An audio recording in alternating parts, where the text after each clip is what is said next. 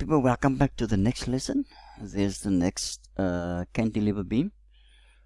Notice this fixed end is just on the right hand end of the beam, but we still work from left to right. Right, so I've drawn in the projection lines, and I've drawn in my assumed reactions, VD. Notice not VA. Don't name it VA, okay, because that's D. A lot of people, when they name it like everything is VA, not. You name it accordingly, okay? So VD is upwards, and MA, the moment reaction, will be clockwise because the beam wants to rotate anti-clockwise with respect to D. Alright, I'm summing moments to find MA. So I'm going to say the sum of the moments about A is equal to 0. And of course, everything on the beam will be anti-clockwise. I'm going to do the point loads first. So it's minus 48 times 1.5 minus 48 times 1.5 minus 22 times 3 minus 22 times 3 times half of 3, which is 1.5, minus 12 times 2.6 minus 12 times 2.6 times the lever almost from the center of the length of the load all the way across to there, and I get, you should check it, it is not 1.3, it is 1.3 plus 3, so it will be 4.30. 4.30. Are there any more? I don't think so. So it is equal. Sorry, and I should have said this very naughty. I'll say plus the moment, because we're adding moments. Okay, we're summing moments. So you can either put it there at the end or in the beginning. Doesn't matter.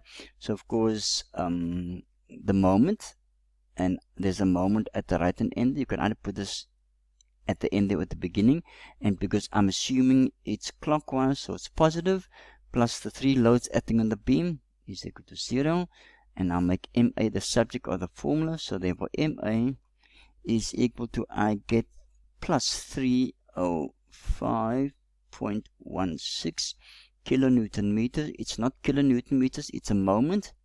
And because my answer is positive, it means that my assumption that the moment is positive, that the moment is clockwise, is in fact correct. Okay, let me put it in there. I'll squeeze it in there. 305.1. I'm going to just write it in like so. Okay, I'm going to squeeze it in there. Right. And now I'm going to take, let me use this color here. I'm going to say, I'm going to sum vertical forces. The sum of the vertical forces is equal to 0. So VD, and to be minus all the others, minus 48. Minus 22 times 3 minus 22 times 3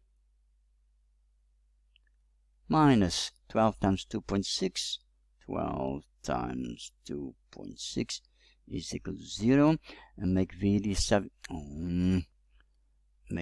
the subject of the formula. So therefore VD, check it, see that you get the same as my answer, and I get 145.20, 145.20 kilonewtons.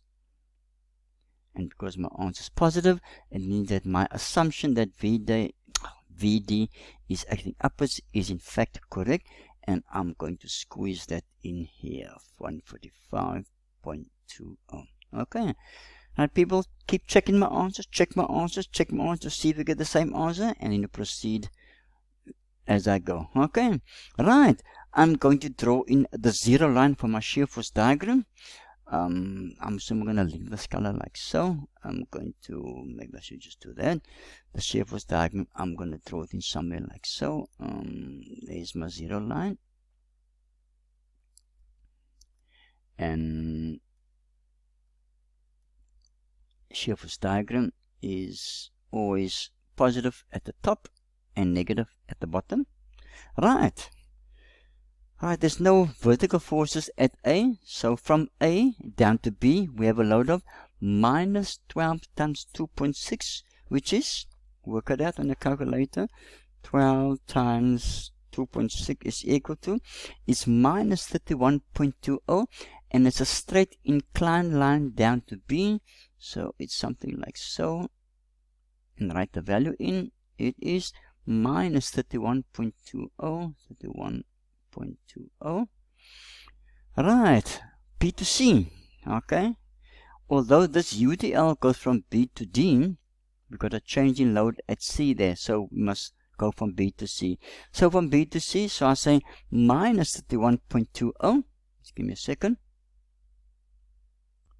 So with minus 31.2 on my calculator, I say take away 22 times 1.5. 22 times 1.5. And I get minus 64.20. So B to C is still a straight inclined line to C. And it's going so and so and so and so and so. And I get 64.20, which I'm going to write over there. 64.20. And what's happening at C? I've got a load of minus 48 kilonewtons. So with minus 64.2 on my calculator, I say minus 48 is equal to, and I get minus 112.2. It's a straight vertical line down to there like so. Minus 112.20. And from C to D, I've got a load of minus 22 times 1.5. So with this value on my calculator, I say minus 22 times 1.5 is equal to minus 145.20. So a straight inclined line down to there is minus 145.20. And what we have at D here, we've got an upward load of plus 145.20. So minus 145.20 plus 145.20 takes it back to, what a nasty line that is. That is so nasty. Let me try to make it nicer. There we go. And it goes back to 0. Okay. It must close back to 0. Okay. And notice there that the shear force diagram is on one side of the 0 line, but it's all on the negative side of the 0 line. Okay. So minus 145.20 plus 145.20 takes it back to 0. Okay. Right. That's the shear force diagram. Let's draw the bending moment diagram. Right, bending moment diagram. Okay, how do we draw the bending moment diagram? We algebraically sum the areas under the shear force diagram. So there's no moment there, so the bending moment will start at 0 at this point here. Okay, and at the top of the 0 line we plot minus, at the bottom we plot plus. Okay, this is all minus here, so it's gonna go the other way. Okay, so how do we find the bending moment at B? We find the area of the shear force diagram, which is the area of that triangle over there. So it's half 2.6 times 31.20, but it'll be minus because it's a negative area. So check me and you continue on you if you and I will agree with each other. Right, so to find the bending moment at B, it will be minus half base times that, so it's minus because it's minus area, minus 2.6 times 31.20, and because there's a UDL along the top there, actually you can actually draw it. I didn't want that color, did I? You could actually draw in, sorry. Right, I mean, if you did a lot of this, the bending moment diagram is going to be on the top of the 0 line. So actually, I'm going to be kind of smart, sort of, and because there's a UDL across the whole length there, I'm going to draw my bending moment in all the way like that, over like so, and just work at the values as I go. I'm predicting it's going to do that. So what is that value there? That value is minus 40.56, minus 40.56. Okay, right. How do I find the bending moment at the next point at C there? I work at the area of that piece of trapezium over there. Okay, so to that negative area there, I take away. Okay, I take away the area of that trapezium over there. So it's 31.2 plus 112.2 times half times 1.5, and I take that away from that there, and of course notice it's going to be a bigger negative value. Okay, why?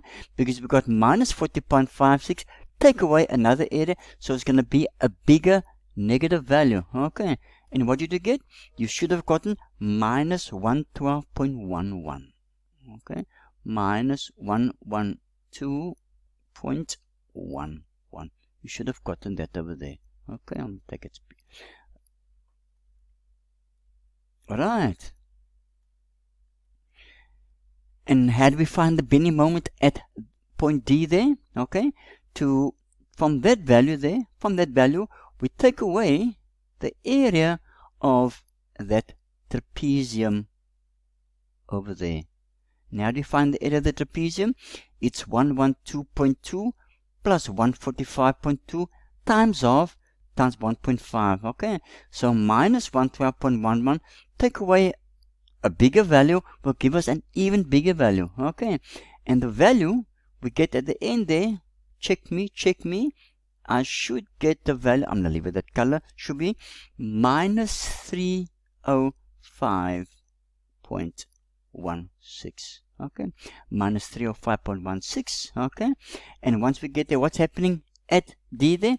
We've got a positive moment of plus 305.16. So what's minus 305.16 plus 305.16? It will take us back to 0. There we go. Okay, like so. And that's how it closes over there.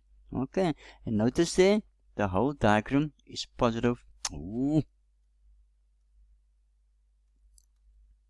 It's positive all the way there. Okay, so notice there, when we have a cantilever with a friction on the right side there, the shear force diagram goes from left to right at the bottom, and the minimum diagram starts at north and it goes to the max moment over there. Okay, and notice once again, there's no point of contraflexure because the bending moment diagram doesn't go up and down and it doesn't cross the 0 line. So when we have a cantilever with loads on one side only, there's no point of contraflexure. Okay, people, so that's the two examples I'm going to work for cantilevers, working out the reactions, moment reactions, vertical reaction. And because there's no horizontal forces acting, there's no horizontal reaction. So HD is equal to 0. There's the shear force diagram, and there's the bending moment diagram. Okay, so people, that actually officially ends the lessons for simply supported beams. Okay, and I will see you in the next lesson when we move on to the next new topic in the course. Okay, the theory of elastic bending. That will be brand new on this course for you. Okay, and I shall see you in the next video.